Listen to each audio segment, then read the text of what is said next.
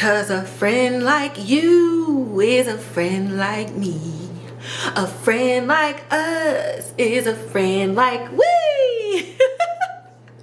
What is up, and welcome back to another episode of So There's That. I'm your hostess doing the mostest, Kivanshi, and let me tell you, if you hear me singing that song randomly, just know I am calling to the ancestral planes to bring somebody in to take care of my business. All right, like I'm calling on Mr. Crocket, I'm calling on Barney, I'm calling on Big Bird. Everybody that I watched as a kid that I found safety in, I promise you, they're gonna be on their way. I ain't gotta do nothing but sit back, eat me some little Cheerios, and just watch them get to work. If you cannot tell from the title, the thumbnail, the everything in my energy, I recently just watched Mr. Crocket on Hulu. This was such a fun movie, guys. It started off as a short written and directed by Brandon Espy, and lucky for him, which does not happen very often, is he was able to get some funding and it was made into a feature film, which I got to watch over the weekend. So first and foremost, I was super excited to watch this movie for, I would say, two main reasons. First, if you are a loyal listener, a loyal watcher, you already know horror genre #1 fave, hands down. Whether it's television, film, books, it don't matter. Like, that is my thing. Y'all already know. And then the second reason I wanted to watch it is because you have a lot of like multicultural and international like lore that I feel horror is the perfect space to really explore a lot of different things. Not only lore for like adults, like a Candyman, right? Chi-Town stand up, shout out to us. But even in the lore of like children's stories and things like that. So we all know like the real story behind like Sleeping Beauty, Snow White, things of that nature. And then I know a few years ago we had the movie La Llorona, which I loved so much, and it was Mexican lore and things like that. And then we also had another movie, what is it? Scary Things You Say in the Dark or something like that. And an entire movie was about all the different things and the stories that people wrote to scare children. And I developed my love for horror as a child. I watched all the things that were scary that I was allowed to watch, and then I snuck and watched the things that I should not have watched. I just remember being a kid, going to the movies and watching like, I don't know, Balto or something. And then when the movie let out, I was like sneaking into another movie to watch Chucky or watching like Scream and stuff like that, because obviously it was rated R. You had to be a certain age, and I wasn't. But I was sneaking there with my cousins, or my aunt would like let us go in there and we would watch it because I just loved it so much. And when I started seeing the posters and the previews and everything about it, I was ecstatic. Something like, I don't know. One, I'm black, so obviously I'm gonna touch on things black or specific to black American culture, especially when it comes to the film industry. Not saying that I don't love all the other things in the film industry, but in a lot of fantasy and a lot of sci-fi, that is a space that can be very hostile to black people and black women, and then women in general. You hear a lot of things like in the Star Wars community, the Star Trek community, hell, the Acolyte, all those different things. It's historically been like women aren't allowed or black people aren't allowed, and why are black people in this space, as if like black people just fell into like earth in like 1960 during the civil rights era. So to be able to have a movie with black people, written by a black person, in a genre, in a realm where we are often told that we don't belong or that we shouldn't exist, really just stands out and foot stomps everything for me. Me as an actress, as a writer, I'm writing my own horror short film right now. I I love it. I love the composition. I love the eeriness. I love the costuming. And I love how ridiculous and imaginative you can be within this genre.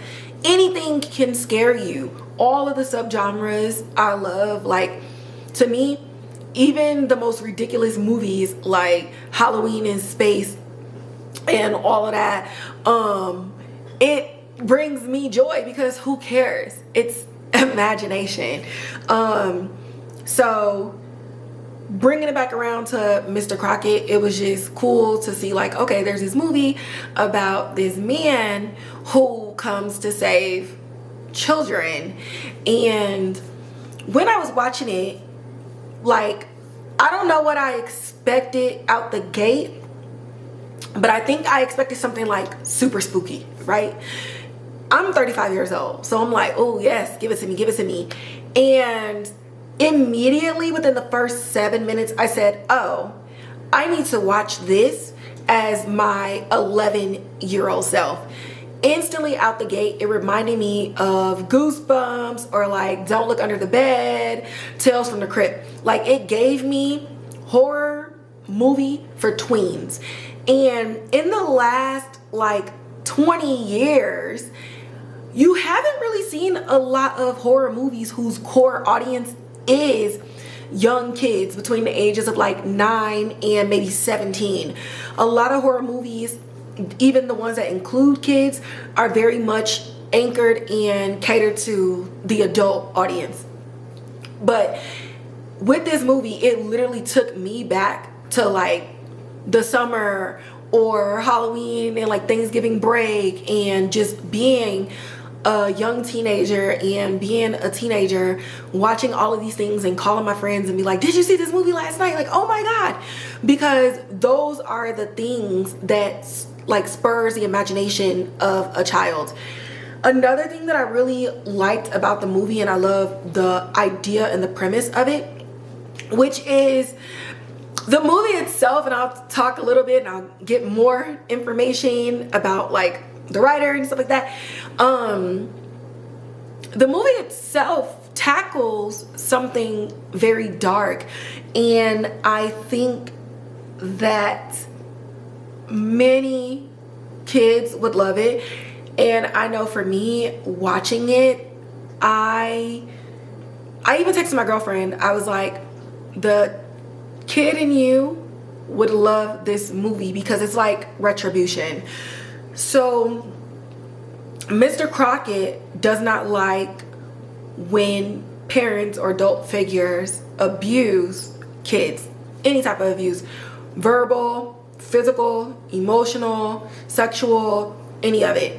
And when a kid is feeling overwhelmed with being bullied and being harmed in some type of way while this tape is in the VHS, the VCR, or he is around in some way, shape, or form on TV, he's clocking it and he's coming out and he's saving the kids.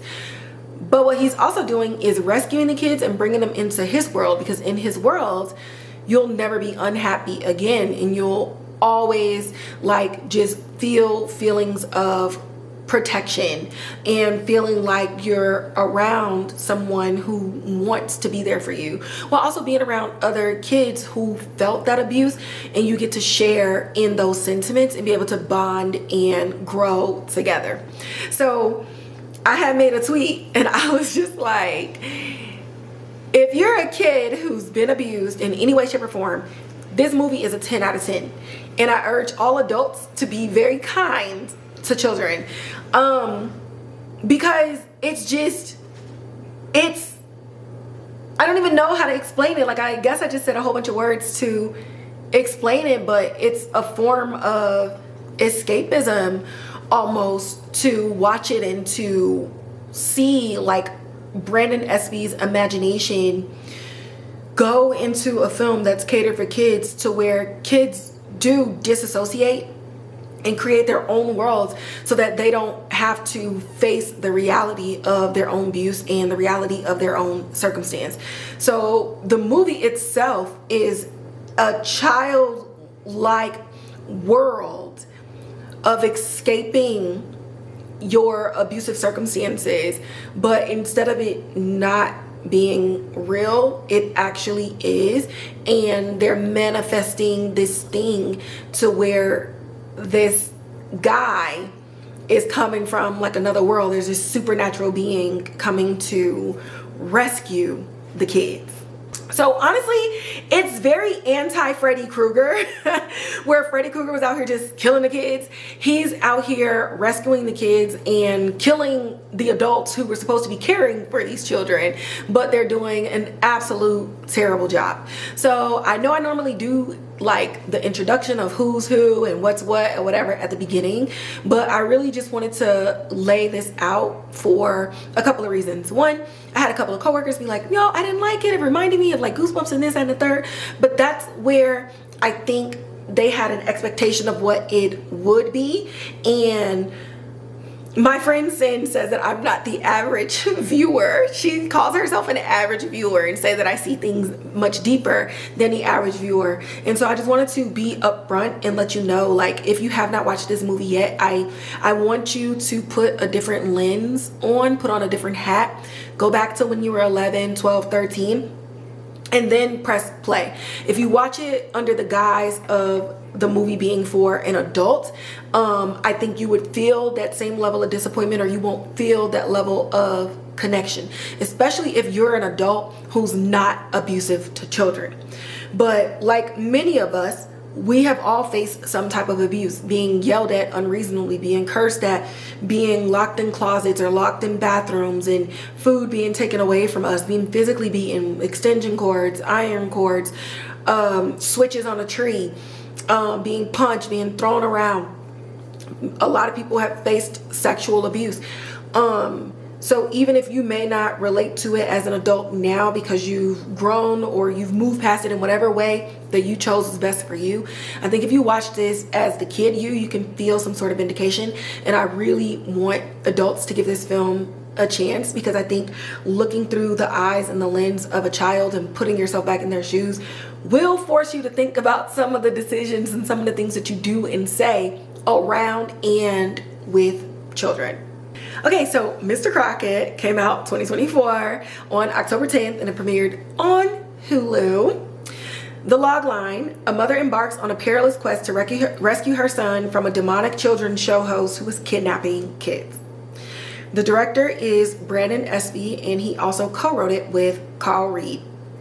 The cinematographer is Powell Robinson. The composer is Winkler. The production designer, which I wanted to mention, I don't know that I've mentioned the production designer in any of the credits in previous shows than here, because again, like I said, if you've ever watched Don't Look Under the Bed, you know, like different things in the animatronics and the physical elements that bring stuff to life. It was almost like a Fright Night at Freddy's. Basically the Chuck E. Cheese animatronics, but like demons. And those are physical things. It's non-CGI. And so all the different things to set up having like a kids TV show, and then the homes, and then going into their world. I really wanted to mention the production designer credited is Michelle Patterson. And then the main cast is Jerrika Hinton, who plays Summer, and Ayden Gavin, who plays Major. And those are the two people that's mentioned in the logline. And Mr. Crocket himself is played by Elvis Nolasco. So Brandon Espy, per IMDb, was born in Los Angeles and grew up in Diamond Bar, California. He graduated from the University of San Diego with a Bachelor's of Arts in Communication Studies, and he also played football. He looks like it. Since childhood, film played an important role in his life. Upon moving to Los Angeles, he ignited that love for storytelling through writing, directing, specifically horror and genre films, by drawing from his own experiences and the many inspirations with his life.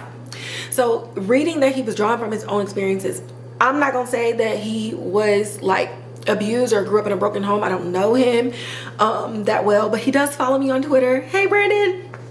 But the first thing I told my friend, I was like, somebody who was abused wrote this, and wrote this as like a, if I could go back to when I was abused, this is how I would change it. And you feel that it's not fake, even though it's sci-fi, it's horror, it's supernatural and stuff like that. The feeling and the plot is very much like somebody in the cast and crew experienced this, or whoever wrote this has experienced this, or know people who went through this, and it was a collective process to write about, you know, your mom's life or your friends' lives or whatever. Because sometimes when you write, it's kind of autobiographical, but a lot of times when you're writing fiction, you pull from things that you imagine, but you pull from people around you and places around you and things of that nature. Some things that he's known for is Bite Size Halloween, where he's credited on that TV show as a producer for one of the episodes. But he also has a short, Kiara, which maybe I don't need, and We Follow You, which is another short. Kiara was a short done in 2022, and it's 12 minutes long. And We Follow You, it was done in 2019, and it's a 6-minute short. So if you're somebody in the film industry, get y'all some friends. All the phones now do any and everything. Get you somebody to hold a light, and you can go ahead and film a short. 10 pages will get you 6 to 10 minutes of something, and you can just have fun and get your imagination out there. If you're thinking like, oh well, I don't have this equipment or that equipment or this and the third, as long as it's like good writing, as long as like the energy is there and you can really grab the attention of your audience, you can go ahead and do it. Again, this was a short that was turned into a feature film based off of life experiences and imagination. So again, why I love horror, especially being a Black person. We sit in our homes and we be watching all these horror movies and we're like, oh, Black people would never do that. If I did this, if I did that, blah, blah, blah. And you get people like the Wayans brothers to make Scary Movie 1 and 2. You get Marlon doing a parody of Paranormal Activity and kind of a parody of The Haunted House and things of that nature. And you get to infuse things that you sat around and like bullshitted with your family and your cousins and stuff about what you would and wouldn't do, and you get to infuse it in a space that will allow you to make those decisions while also allowing you to make decisions based on like pure fear. So it's just, again, near and dear to my heart. And so one of the things, like I already mentioned Goosebumps, I already mentioned Don't Look Under the Bed, stuff like Halloween Town, again, Tales from the Crypt, Haunted Mansion, and Michael Jackson's Ghost, which is a 40-minute short. I don't know why he called it a short, but okay.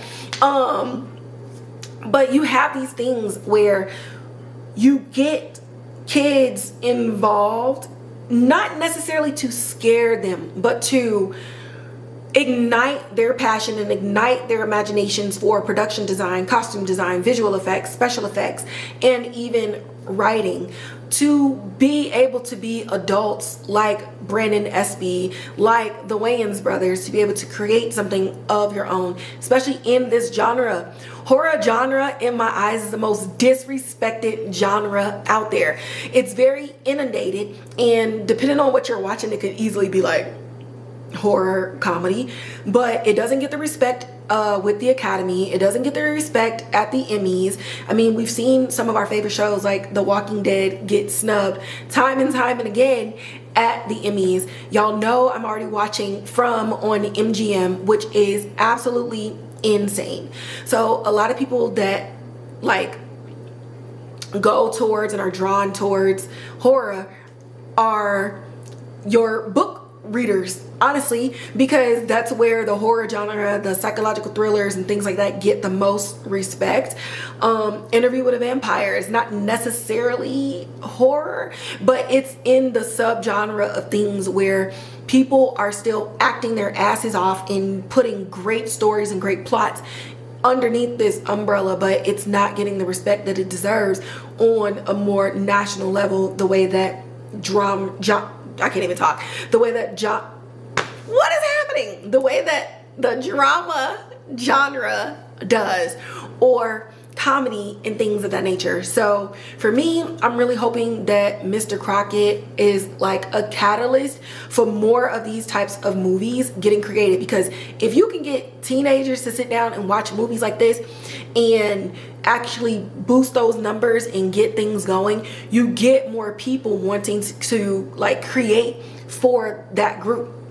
And then that group grows up and creates even more, like all these different worlds, regardless of what genre that they do this in. So Brandon, Espy, I really hope that you write more of these things. Goosebumps is coming back January of 2025. So this is really the time. The writer's strike and the actor's strike really had a lot of people back in the lab and really looking at what the audience needs for entertainment. How can we get people to escape everything that's going on in the real world? And we're seeing a lot of shows and a lot of movies getting released. A lot of reimaginings that are like really good reimaginings, like Salem's Lot, that are drawing in an audience and bringing together multi-generational households and multi-generational friend groups and families to sit and actually have conversations behind these things. And with that, we're seeing a draw and an uptick in horror, in sci-fi, in the supernatural. And it's not just adults watching these things. You have kids watching these things, teens watching these things, and people like me, for the nostalgia of it all, watching it with an old lens and a new lens. And by old, I mean like when I was younger, not my age. Okay? But you get everybody watching it together, and there's like this fervor and there's this energy now surrounding the film industry, not only for the people who've been in, but your independent filmmakers as well. So yeah, all of that in one breath. Let me breathe and out. So there's that. Mr. Crocket, Hulu. Go ahead and stream it. Go ahead and get the numbers up. We need people like Brandon and all other independent filmmakers to get that support, to be able to be on platforms like Hulu, Peacock, Netflix, and things of that nature, so that we can actually see the stories that we feel reflect us and reflect what we want as an audience as a whole today in the 2024-2025 of things. If you want to see and hear more episodes and more reviews, you can go ahead and like, share, subscribe, hit the notification bell, leave a comment in the comment box below if you saw Mr. Crocket or if you have questions about Mr. Crocket. You can also listen to me on Spotify and Apple Podcasts, as well as follow me on Instagram at So There's That Podcast. And if you want to know all of my other thoughts, because I was live tweeting as I watched this, and any thoughts on any other shows and movies, you can follow me on Twitter at Kivanchi. And that is going to wrap up today's episode. Again, go watch Mr. Crocket, support independent filmmakers, and that's it for today's show. I will catch y'all in the next one.